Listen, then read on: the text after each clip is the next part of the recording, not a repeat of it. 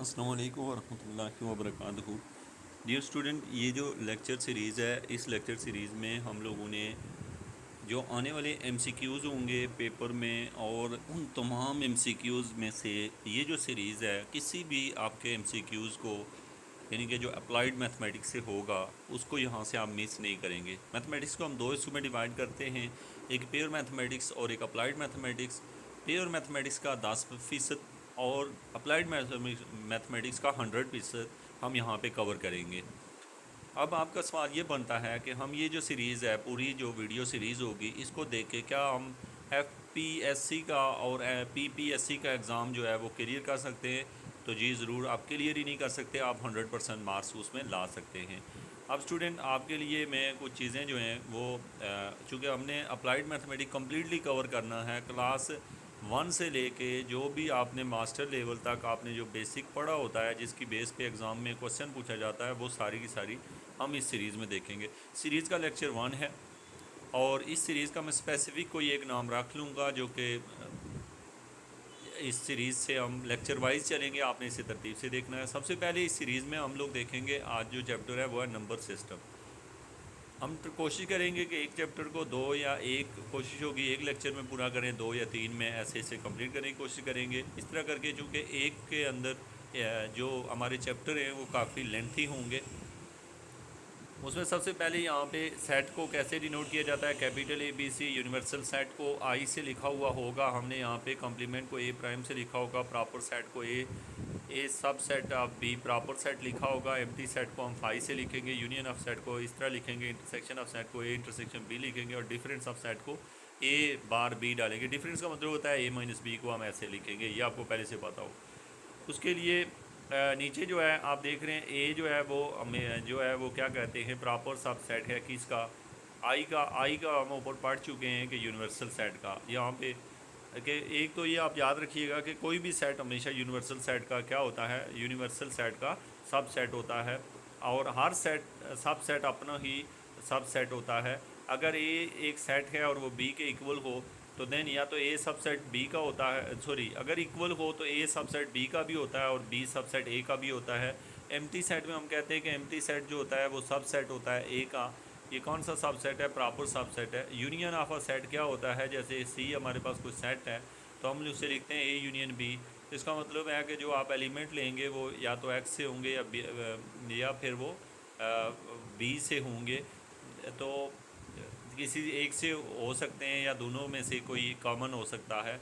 यहाँ पे जो फिगर दी गई है ए और बी, आप देख रहे हैं फिगर नंबर 1। इस फिगर में को याद रखिएगा, सेट के अंदर A union B, B union A के इक्वल होता है। एसोसिएटिव लॉ इसको कहा जाता है, A union B union C equal to A union B union C. Intersection of set क्या होता है, इंटरसेक्शन ऑफ सेट जो है आप देख रहे हैं नीचे जाके, जो सी है, सी क्या है, ए यूनियन बी के यहाँ पे थोड़ा गलती से मिस्टेक हुई है, ए इंटरसेक्शन बी लिखना था। तो ये इक्वल है सी के, सी मीन कलर हुआ है, वो चीज़ तो दोनों में कॉमन होती है, उसको कहा जाता है कम्यूटेटिव।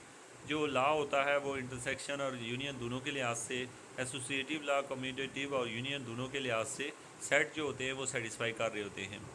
उसके साथ जो है यहाँ पे डिविजिबिलिटी जो है, ये जो है A union B intersection C जो है इक्वल होता है A union B intersection A union C. और इसी तरीके से अगर आप लिखते हैं इंटरसेक्शन के पॉइंट ऑफ व्यू से तो इसको भी लिख सकते हैं। इसको हम डिस्ट्रीब्यूटिव प्रॉपर्टी कहते होते हैं, जिसमें आप देख सकते हैं जो कि हमारे पास इसे यानी कि property of union over intersection भी पढ़ा जाता है पहले को, और दूसरे को property of intersection over union भी पढ़ा जाता है। आइडेम्पोटेंसी क्या होती है, ए इंटरसेक्शन ए को ए कहते हैं और ए यूनियन ए को ए कहते हैं, इसको आइडेम्पोटेंसी कहा जाता है। और इसके बाद जो है यहाँ पे डोमिनेशन कहते हैं, ए इंटरसेक्शन जो फाई होता है वो फाई होता है, और यहाँ पे ए यूनियन आई जो है वो आई होता है। मतलब ये समझिएगा, ए यूनियन फाई मीन के किसी सेट का एम्प्टी सेट के साथ अगर इंटरसेक्शन लें तो एम्प्टी आता है, और यूनिवर्सल सेट के साथ किसी सेट का यूनियन लें तो यूनिवर्सल सेट ही आता है। इसको डोमिनेशन कहा जाता है। डोमिनेशन इसलिए कहा जाता है कि क्योंकि ए और फाई में ए डोमिनेंट है और ए और आई में आई डोमिनेंट है, तो जो बड़ा है वो आ जाता है, इसलिए इसे डोमिनेशन कहा जाता है। आइडेंटिटी जो है, A union phi equal to A intersection I equal to A, तो इनको इसमें जो हमारे पास दी हुई है आइडेंटिटी जो है, यानी कि आप कह सकते हैं जो फाई है वो आइडेंटिटी है, और दूसरे नंबर पे जो इंटरसेक्शन में जो यूनिवर्सल सेट है वो आइडेंटिटी है, और यूनियन में फाई जो है वो आइडेंटिटी है।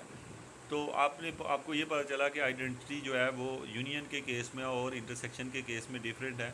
उसके बाद जो कम्प्लीमेंट लिया जाता है, ए कम्प्लीमेंट, तो इसका मतलब होता है कि ऐसे एलिमेंट लेना जो यानी यू माइनस ए करना, you minus A mean you mean universal set, यहाँ पे हमने यूनिवर्सल सेट को आई कहा हुआ है, यानी कि वो एलिमेंट जो किस में मौजूद हों, ए में मौजूद ना हों, उनको लिखना है।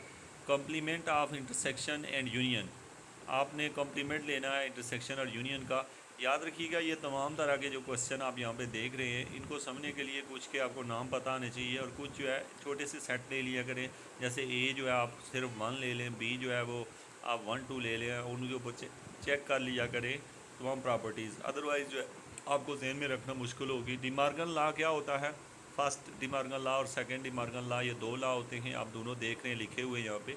डिफरेंस ऑफ अ सेट को बी और ये जो लिखा गया है, इसमें आपने याद रखना है कि ये जो इसका मतलब है बी माइनस ए इसका मतलब है, और यहाँ पे आपको बताया गया है कि ये देखिए ये डिफरेंस ऑफ सेट है, बी माइनस ए किया गया है फिगर नंबर 3 में, यानी कि वो एलिमेंट लिखने हैं जो सिर्फ बी में हूँ, ए में मौजूद ना हूँ।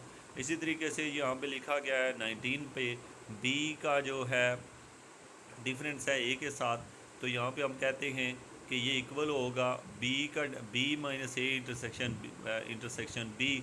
तो ये प्रॉपर्टी ये होल्ड करता है। आपको वहाँ एग्ज़ाम में कहीं चेक करने ना आप बैठ जाएं, और क्योंकि आपका टाइम वेस्ट ना हुआ, और अगर आप से को मुश्किल लगे तो आप जल्दी से ए बी ले के इसको कर सकते हैं हल। छोटे छोटे ए बी सी लीजिएगा, जो मर्ज़ी दिल करता है वो ले लें, चाहे आप ए 1 2 ले लें और बी खाली 1 ले लें और चेक कर लें। इसी तरीके से नेक्स्ट है 20, इसको भी चेक कर लें। जो 21 है ये एम्प्टी होता है, ए माइनस ए जो है, यानी ए डिफरेंस ए फाई होता है, A difference B equal to A if A intersection B equal to empty. ये आपसे अगर किसी भी लिहाज से पूछा जाता है, यानी कि अगर दोनों डिसजॉइंट सेट हों, सेटों के दरमियान रिलेशन को पूछा गया है, और ये हो गया आपके पास। और 23 पे जो आपसे पूछा जा रहा है, A difference B intersection C equal to A intersection C B intersection C, और 24 पे है ए कॉम्प्लीमेंट जो है वो आई माइनस ए के इक्वल होता है। और ये उसके बाद कार्टियन प्रोडक्ट क्या होती है, इसको हम लिखते हैं ए क्रॉस बी।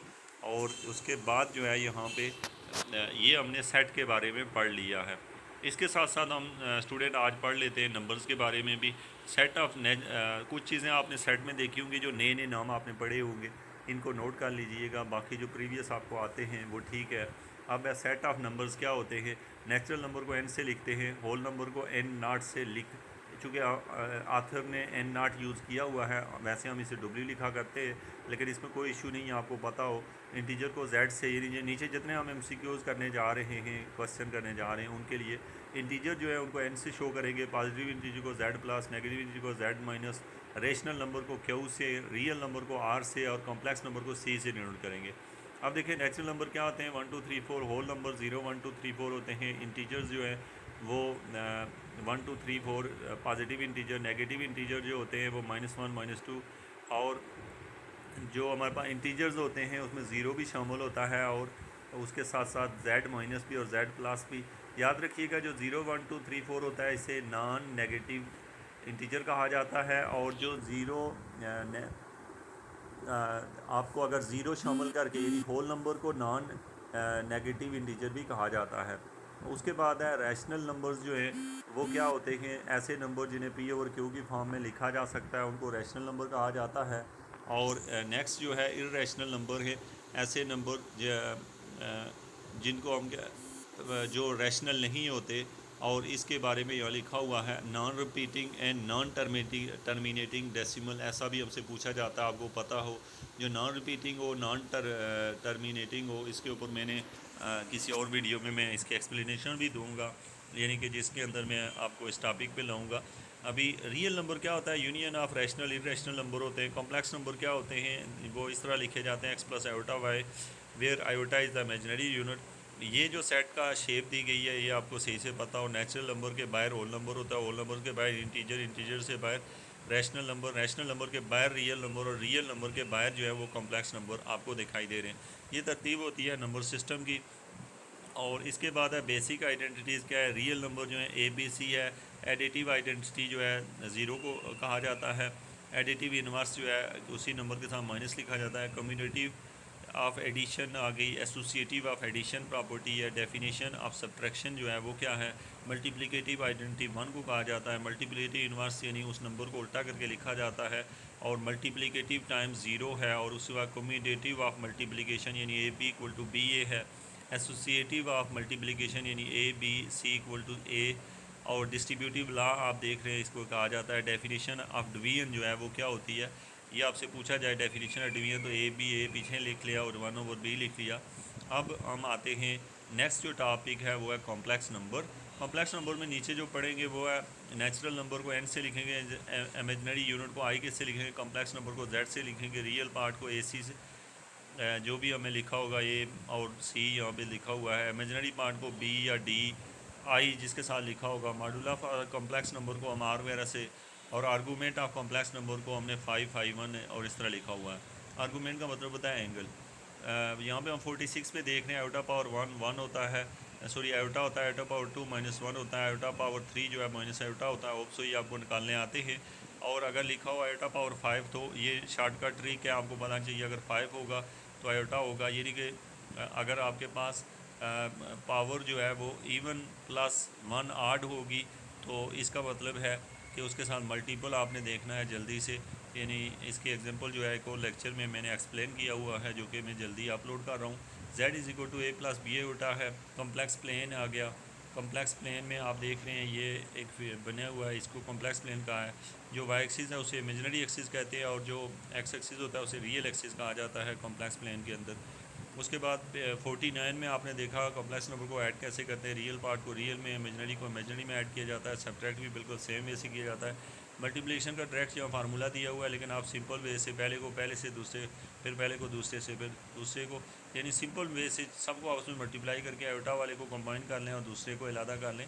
तो ये जो है, और दूसरे नंबर पे अगर ये डायरेक्ट फार्मूला पूछा जाए तो आपको ये आना चाहिए कि ये हमारे पास आ गया AC और उसके बाद आ गया BD यानी कि माइनस के साथ, यानी A को C से मल्टीप्लाई किया, B को D से किया माइनस के साथ, और फिर A को D के साथ किया हुआ है और B को C के साथ मल्टीप्लाई किया हुआ है, आइटा बाय लिखा है।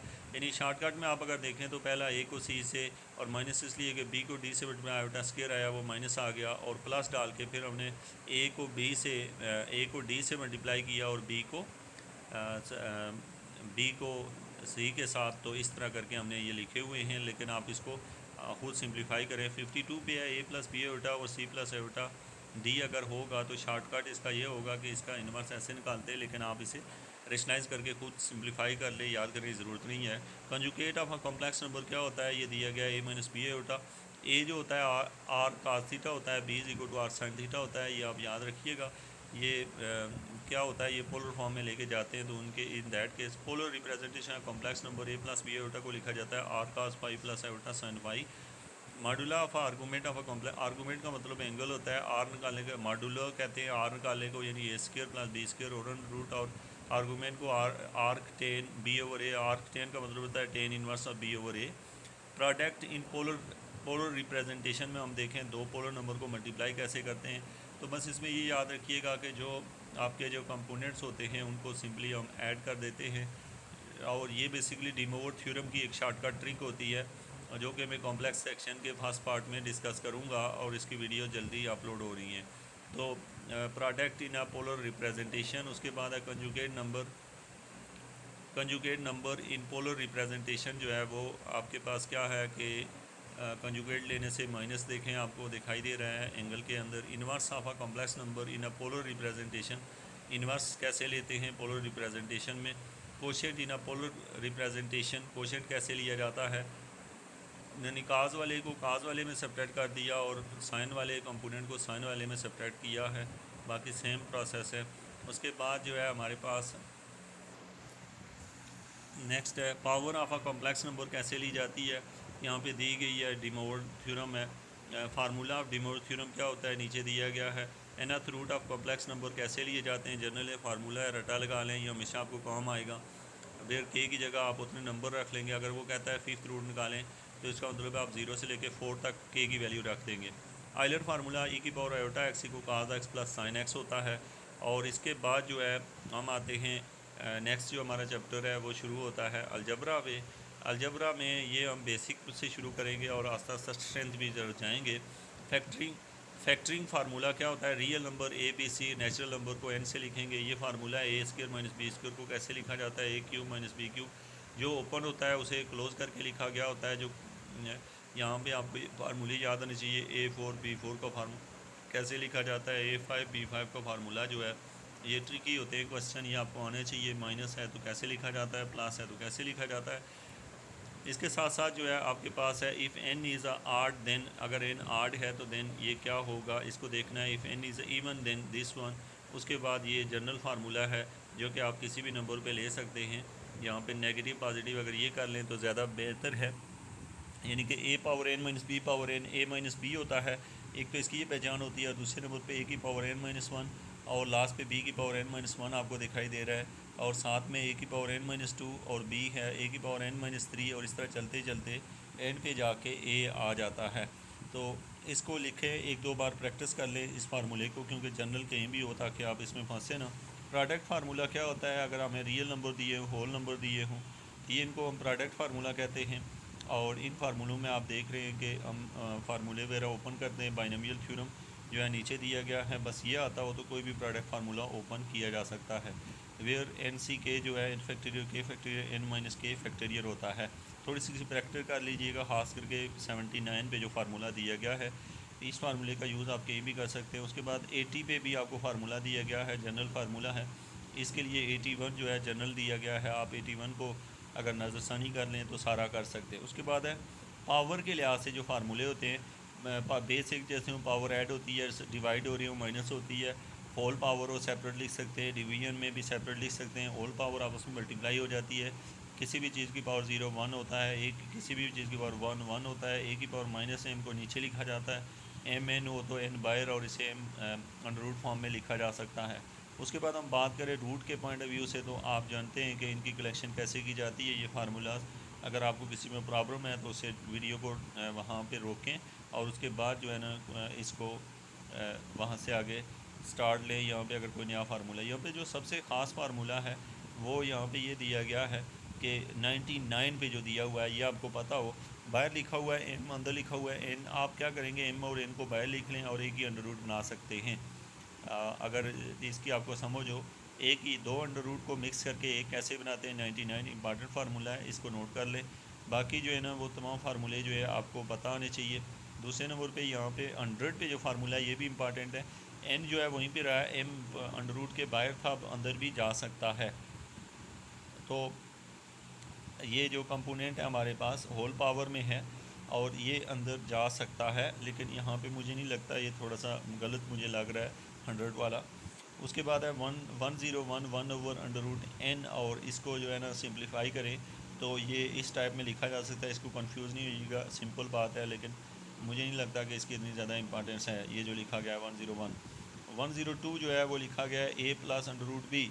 ये वाला फार्मूला बाद दफ़ा बड़ी बुरी शक्ल में एग्ज़ाम में आया होता है, क्योंकि इस तरह का क्वेश्चन जब आ जाता है अंडर रूट बी तो इसको संभालना थोड़ा सा मुश्किल हो जाता है। तो इसलिए ये फार्मूला जो है 102 पे आपको आना चाहिए। 103 फार्मूला ये भी इंपॉर्टेंट है, इसको भी आप नोट कर सकते हैं, लेकिन यहाँ पे जस्ट इसे रेशनलाइज़ किया गया है।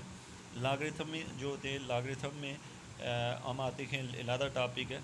Positive real number X Y A C के नेचुरल नंबर को हम एन से अगर लिखें, लॉगरिथम क्या होता है, इसके बेसिक कुछ रूल्स होते हैं। जैसे y is equal to log of a power f if and only if x equal to a power y। ये जो लिखा हुआ है y is equal to log of a power x, और इसमें याद रखें जो ही log को हटाते हैं तो जो दूसरी साइड पे होती है वो पावर बन जाती है, और जो पावर होती है वो दूसरी साइड पे चली जाती है। ये log हटाने और लगाने का ये फ़ायदा होता है, तो इस रूल को याद रखिएगा। अगर log of a power 1 equal to 0, यानी कि किसी भी बेस कोई भी हो, अगर उसकी पावर 1 होगी उसका log लेंगे, LOG लेंगे तो वो 0 आएगा। अगर बेस और पावर एक ही चीज़ होगी तो 1 होता है। ये बड़ा इंपॉर्टेंट MCQs है। उसके बाद है log ऑफ a पावर 0 जो है वो क्या होती है, माइनस इन्फिनिटी हो सकती है अगर a जो है ग्रेटर दैन 1 हो, और ए लेस देन अगर 1 हो तो प्लस इन्फिनिटी इंपॉर्टेंट फार्मूला है, एग्ज़ाम में पूछा जाता है एमसीक्यूज़ में। log ऑफ अगर ए पावर एक्स वाई हो तो इनको सेपरेट करके लिखा जा सकता है अगर बेस एक जैसी हो। अगर बेस एक जैसी एक्स ओवर वाई हो तो इसे माइनस करके लिखा जाता है।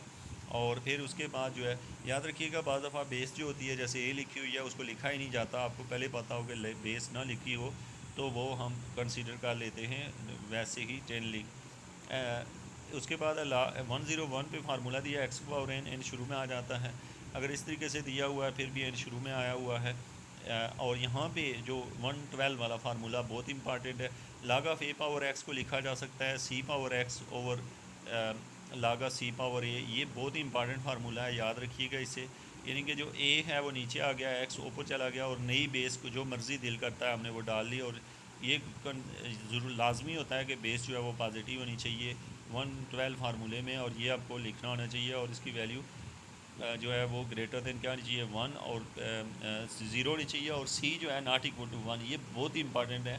बाद दफ़ा स्टूडेंट जो है गलती कर देते हैं, उनको पता नहीं होता कि इसमें बेस क्या होगी। 130 log of A power C equal to 1 over log of C power A. यानी कि अगर उल्टा लिखेंगे तो ऊपर वाली वैल्यू नीचे नीचे वाली ऊपर लिखी जा सकती है, ये भी इंपॉर्टेंट फार्मूला है। 114 में x equal to A log of A power x दिया गया है, यानी कि आप इसको ऐसे लिख सकते हैं log ऑफ ए, यानी कि एक्स कोई भी नंबर हो तो उसे log की फॉर्म में ऐसे लिखा जा सकता है। लॉगरिथम टू बेस 10 जो होता है उसको हम खाली log ऑफ एक्स लिखा करते हैं। आपको ये समझ हो कि इसका मतलब बेस 10 है। नेचुरल लॉगरिथम को हम log ऑफ ई की पावर एक्स लिखते हैं, दूसरे अल्फाज में से नेचुरल log ऑफ एक्स लिखा जाता है। यहाँ पे जो ई होता है वो लिमिट के अप्रोच टू इन्फिनिटी 1 + 1 ओवर के होल पावर के इक्वल टू ई होता है, और ई की वैल्यू 2.17, ये आपको याद आनी चाहिए। log ऑफ एक्स जो है 1 over log of 10 into log of x होता है, इसकी वैल्यू ये है। ये बहुत इंपॉर्टेंट MCQs है। log of x equal to 1 over log of E log of x है। नेक्स्ट है इक्वेशन, इनको हम नेक्स्ट जो है अगले वीडियो में डिस्कस करेंगे।